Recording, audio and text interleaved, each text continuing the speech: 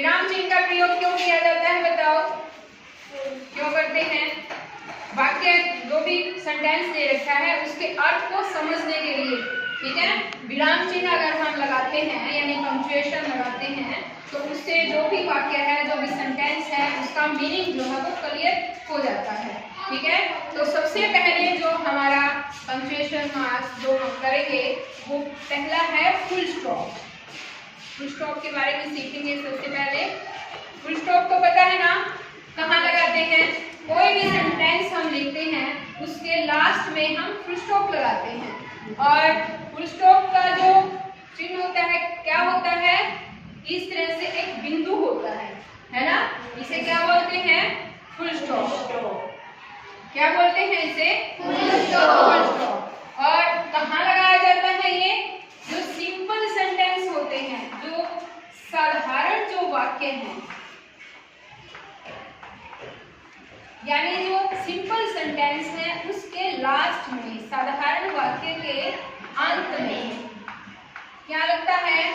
Full stop लगता है। जैसे एग्जाम्पल, जैसे कोई भी एग्जाम्पल, जैसे Ram is a good boy, जैसे कि सेंटेंस है Ram is a good boy, Ram एक अच्छा लड़का है। ये कहते ही यहाँ पर बात हमारी कंप्लीट हो गई ना, पूरी बात हो गई। तो उसके लास्ट में हम क्या लगाएंगे? फुल स्टॉप लगा देते हैं, ठीक है। कोई भी सिंपल सेंटेंस आए उसके साथ पीछे हम क्या लगाएंगे? Full stop. हाँ, अब जैसे कि है आई बॉट मैंगोज, जैसे मैं कहूँ आई बॉट मैंगोज, मैंने क्या खरीदे? आम खरीदे, है ना। तो लास्ट में हम क्या लगा देंगे? फुल स्टॉप लगाएंगे। जहां पर भी हमारा सेंटेंस पूरा हो जाए उसी के लास्ट में हमें क्या लगाना है? फुल स्टॉप लगाना है। एक और दूसरी बात, अगर यदि किसी भी शब्द को संक्षिप्त करके हमें लिखना हो, छोटा करके लिखना हो, कोई भी बात है, अगर बात को या किसी भी शब्द को छोटा करना है, ठीक है। अगर हमें छोटा करना है तो क्या यूज करेंगे हम? वहां पर भी फुल स्टॉप यूज करेंगे। जैसे कि है प्राइम मिनिस्टर, क्या है? प्राइम मिनिस्टर है। जैसे अब हम प्राइम का पी लिखेंगे और फुल स्टॉप लगा देंगे, मिनिस्टर का एम लिखेंगे और फुल स्टॉप लगा देंगे। ये जो पीएम है ना, ये क्या है? प्राइम मिनिस्टर का संक्षिप्त जो है वो है। तो यहाँ पर हम इस तरह से कर सकते हैं, जैसे कि चीफ मिनिस्टर सीएम, ठीक है। इस तरह से हम जो है वो कर सकते हैं। या फिर जैसे दिसंबर है या जनवरी है या दिसंबर है, उसको भी हम शॉर्ट में DEC लिख के फुल स्टॉप लगा सकते हैं। ये क्या है? दिसंबर। और यहाँ पर ये जो है वो शॉर्ट संक्षिप्त जो है वो हो गया, तो यहाँ पर भी ऐसे फुल स्टॉप हम यूज कर सकते हैं। अब दूसरा है हमारा, से दूसरा पंक्चुएशन मार्क्स जो है वो है कोमा, ठीक है। और इसको कैसे लगाते हैं? इस तरह से, जैसे फुल स्टॉप लगाया था ना, फुल स्टॉप लगा के और नीचे से ऐसे कर देना, ठीक है। ये कोमे का साइन हो गया। ये कहाँ पर लगाया जाता है? कोमा कहाँ लगाते हैं? वाक्य में। हम यहाँ लिखेंगे वाक्य में शब्दों को अलग अलग करने के लिए, किसके लिए यूज किया जाता है? अलग अलग करने के लिए। किसको अलग अलग करने के लिए? शब्दों को। हाँ, जैसे एग्जाम्पल, जैसे मैं बोलूं कि आई बॉट, मैंने खरीदी, क्या क्या खरीदा? एक पेन खरीदा, एक मैंने पेंसिल खरीदी, ठीक है। एक मैंने मान लो चौक खरीदा, और एंड एक बुक खरीदी, ठीक है। अब देखो कितनी सारी चीजें खरीदी मैंने। I bought a pen, a pencil, a chalk आया यहाँ पर भी, a chalk and a book. मैंने एक पेन, पेंसिल, एक चॉक और एक किताब खरीदी। तो यहाँ पर ध्यान दो, अगर एक जैसी चीजें आ जाए, एक जैसे शब्द आ जाए, जैसे कि है पेन है, पेंसिल है, चॉक है, बुक है, एक जैसी है ना, एक ही कैटेगरी में आती है ये, तो इसके लिए हम थोड़ा सा रुकेंगे। कोमे का यूज कहाँ किया जाता है? जहां पर हमें थोड़ा विराम देना होता है, ठीक है, उसके लिए जो है हम कोमा यूज करते हैं। और यहाँ पर थोड़ी देर के लिए हमें रुकना होता है। अब जैसे कि है I bought a pen, a pencil, a chalk and a book. और एक और बात ध्यान देनी बच्चों आपको कि यहाँ पर पेन है, पेंसिल है, चॉक है और एक बुक, चार चीजें हैं ना, तो जितनी तीन चीजें हैं ये, इसके बाद ये वाली चौथी चीज आई, उन दोनों के बीच में कोमा नहीं आएगा, जो भी लास्ट की जो आएगी वहां हम एंड लिखेंगे, ठीक है। जैसे कि तीन चीजें होती, मान लो इसमें पेन है, पेंसिल है और बुक है, तो क्या करते हैं? A I got a pen, a pencil and a book, तो वहां पर एंड आ जाता है, ठीक है। लास्ट में जो भी दो चीजें आएंगी ना, उनके बीच में तो एंड आएगा और बाकी की जो भी चीजें होंगी वहां पर हम उनके बीच में कोमा यूज करेंगे। Is it clear? ओके। अब जैसे दूसरा जो रूल है ये है कि जो भी कंपाउंड वर्ड आएंगे ना, कंपाउंड वर्ड, जो भी कंपाउंड वर्ड है,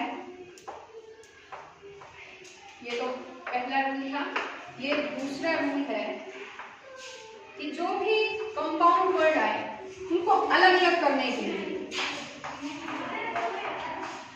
कंपाउंड वर्ड को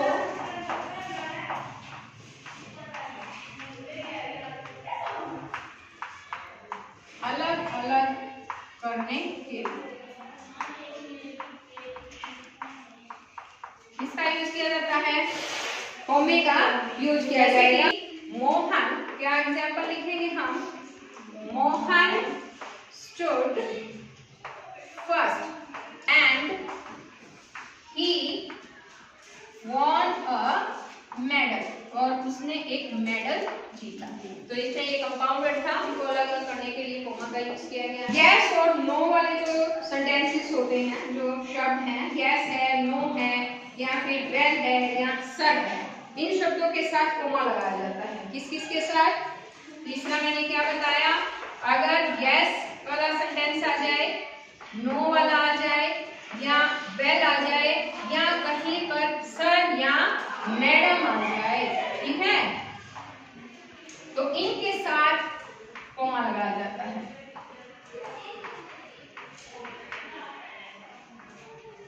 जैसे एग्जाम्पल है, yes he is at home, हाँ वह घर पर है, तो यस आया ना, तो यस के तुरंत बाद कोमा लगाएंगे। अब अगर होता नो वाला बनाना होता हमें यही, no he is not at home, नहीं वह घर पर नहीं है, तो भी नो के बाद कोमा आ जाता। या कहीं पर वेल है या सर या मैडम आ जाए, जैसे हम कहते हैं ना, जैसे तुम कहते हो क्लास में एंटर करते टाइम मे आई कम इन मैम, तो वहां पर भी मे आई कम इन ऐसे लिखते हैं ना, मे आई कम इन, और फिर मैं बोलती हूँ, है ना, तो यहाँ पर कोमा आ जाएगा, ठीक है, ऐसे आ जाएगा। अब आगे है, यदि किसी शब्द का प्रयोग किसी को संबोधित करने के लिए किया गया, के लिए भी जो है यूज करते हैं हम कोमा का, किसी को बुलाने के लिए, पुकारने के लिए, संबोधन के लिए कर देते हैं। जैसे लड़कों से कहना हो, boys don't make a noise, जैसे ये है, तो बॉयज के बाद हम, जो बॉयज के बाद हम कोमा लगा देंगे, ठीक है। आगे है सेमीकोलन, क्या है? सेमीकोलन, यानी कि अर्ध विराम, जिसे हिंदी में बोलते हैं, क्या बोलते हैं हिंदी में?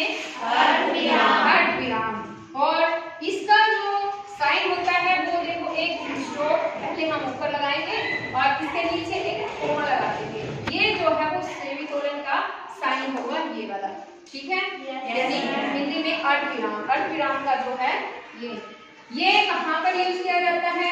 जहां पर हमें कोमा से थोड़ी ज्यादा देर के लिए रुकना होता है। ठीक है, कोमा में तो हमें बिल्कुल थोड़ी सी देर के लिए रुकना होता है, उससे ज्यादा देर के लिए हम कहाँ रुकते हैं? सेमीकोलन में। जहां कोमा से ज्यादा देर रुकना पड़े,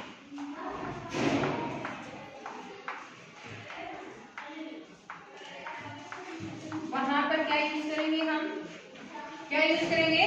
सेमीकोलन का यूज करेंगे। As he was my brother,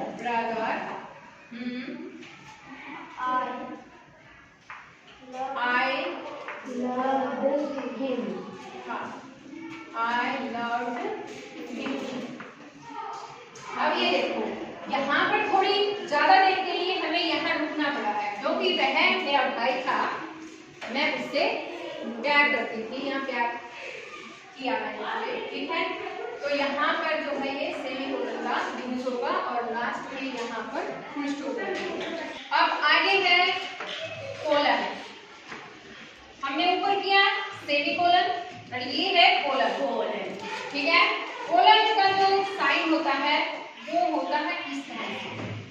आ गया समझ में? कोलन का जो है कहाँ पर ये साइन जो है वो यूज किया जाता है? जहां पर हमें सेमीकोलन से भी थोड़ा फालतू जो है वो देर के लिए रुकना पड़े, वहां पर हम किसका यूज करेंगे? कोलन का यूज करेंगे।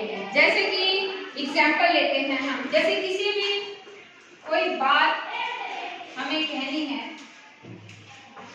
जैसे है Shakespeare says sweets are the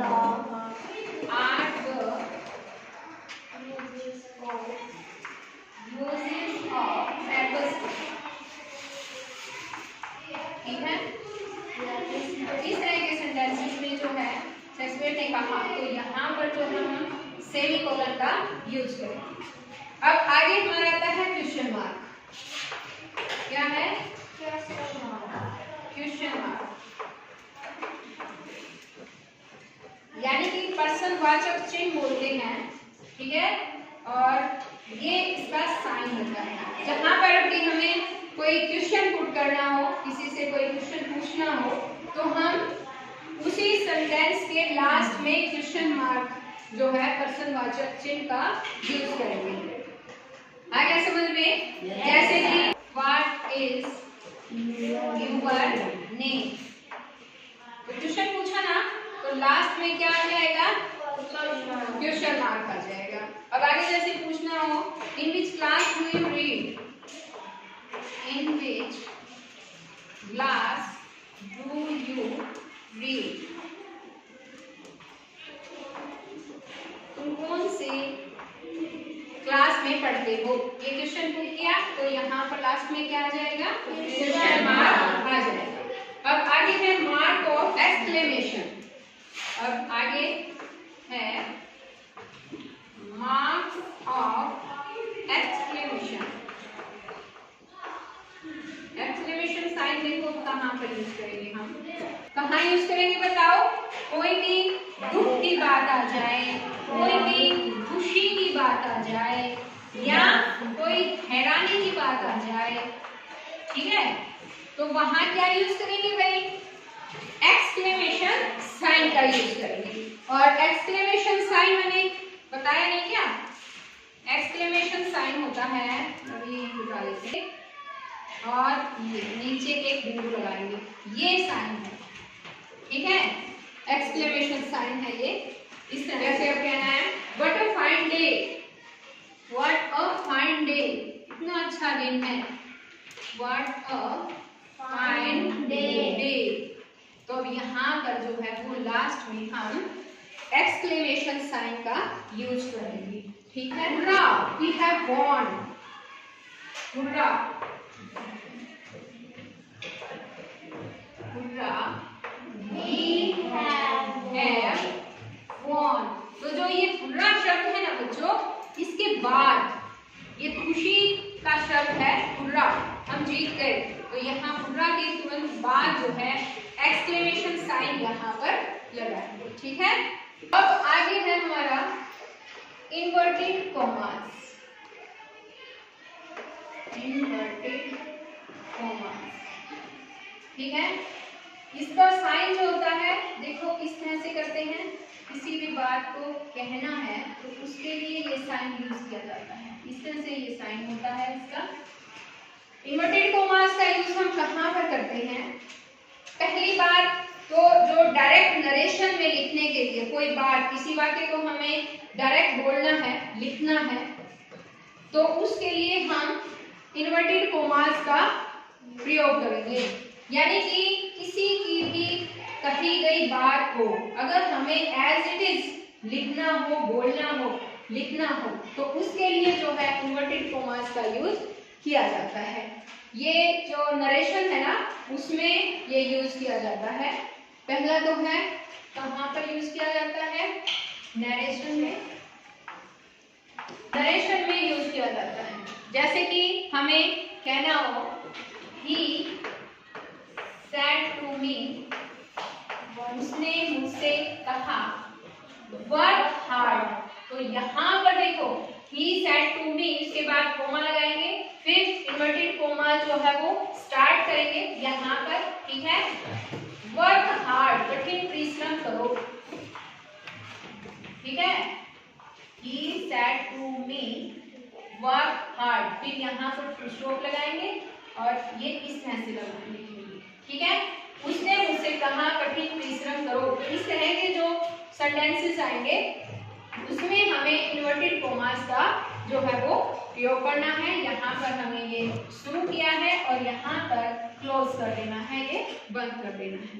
आ गया समझ में? Yes ma'am. ओके, जैसे एक और एग्जांपल हम ले लेते हैं। The teacher said it will be a holiday tomorrow, teacher ने कहा कल छुट्टी होगी। ठीक है, तो इसके लिए जैसे द टीचर सेड, टीचर ने कहा, कोमा लगाएंगे, फिर इन्वर्टेड कोमा जो है वो शुरू करेंगे। It will be a holiday tomorrow, holiday tomorrow, कल छुट्टी होगी। अब यहाँ पर ये सेंटेंस कंप्लीट हो गया तो फुल स्टॉप लगाएंगे और यहाँ पर इन्वर्टेड कॉमास क्लोज कर देंगे। आ गया समझ में? Yes ma'am. जो आज हमने मार्क्स ऑफ पंक्चुएशंस यानी विराम चिन्ह समझे और आशा है सभी को अच्छे से समझ भी आ गए होंगे। Yes ma'am. अब इसके लास्ट में मैं आपको कुछ वर्कशीट दूंगी और वो वर्कशीट जो है वो फिलअप टाइप होगी और वो आपको घर से लेकर आने हैं और कल मैं चेक करूंगी। ठीक है? Yes ma'am.